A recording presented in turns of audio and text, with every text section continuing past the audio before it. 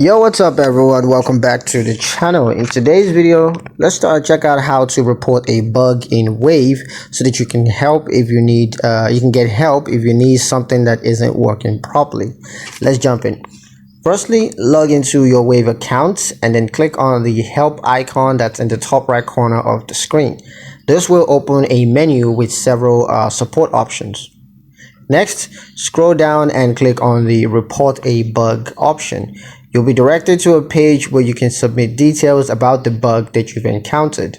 In the description box, make sure that you provide a detailed explanation of the issue, including, of course, steps on how to replicate the bug, what you were doing when it happened, as well as any error messages that you saw.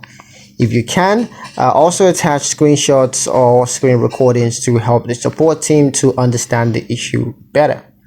Once you filled out the form, click submit to send the bug reports to Wave support team. They'll investigate the issue and of course work on a fix. And that's it. Now you know how to report a bug in Wave to ensure that everything runs smoothly. In the next video, we're going to go over how to update your business information in Wave, so stay tuned to that. That's pretty much it for this one, guys. Hope you liked it. Hope you found the information here useful enough.